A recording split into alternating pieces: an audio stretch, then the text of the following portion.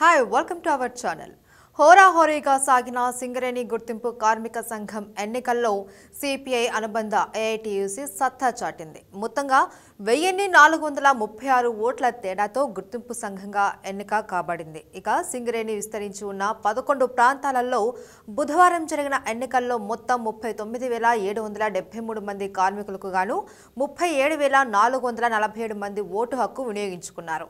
అయితే అత్యధిక ఓట్లతో ఏఐటియుసి గుర్తుకు కార్మికులు పట్టం కట్టారు. సింగరేణి గుర్తింపు కార్మిక సంఘం ఎన్నికలలో 5 స్థానాల్లో ఐఎన్టీయూసీ, 6 స్థానాలలో ఏఐటియుసి విజయం సాధించాయి. ఇక బెల్లంపల్లి, మందమర్రి, శ్రీరాంపూర్, రామగుండం 1, రామగుండం 2, రామగుండం 3 ప్రాంతాలలో ఏఐటియుసి స్పష్టమైన ఆధిక్యాన్ని ప్రదర్శించింది. అత్యధిక ఓట్లతో ఆయా ప్రాంతాలలో ప్రాతినిధ్యం దక్కించుకుంటూనే కార్మికుల ఓట్లను రాబట్టింది.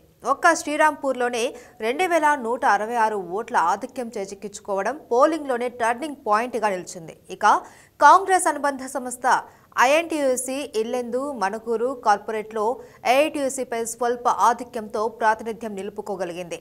2012-2017లో సత్తా చాటిన బీఆర్ఎస్ అనుబంధ టీజీబీకేఎస్ ఈసారి ఎన్నికల్లో ఖాతానే తెరవలేదు. సింగరేణి వ్యాప్తంగా ఉన్న 11 ఏరియాలు ఉండగా ఆయా ఏరియాలలో అత్యధికంగా ఓట్లు సాధించిన యూనియన్ను ప్రాతినిధ్య సంఘంగా గుర్తిస్తారు.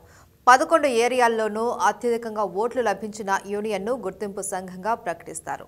సింగరేణిలో 7వసారి నిర్వహించిన ఎన్నికల్లో 11 ఏరియాలలో 4 చోట్ల ఐఎన్టీయూసీ, 5 చోట్ల గెలిచి ఏఐటియుసి ప్రాతినిధ్యం సంఘాలుగా విజయం సాధించాయి. మొత్తంగా సింగరేణి వ్యాప్తంగా అత్యధిక ఓట్లు సాధించి ఏఐటియుసి సంఘం గుర్తింపు సంఘంగా విజయ కేతనం ఎగురవేసింది.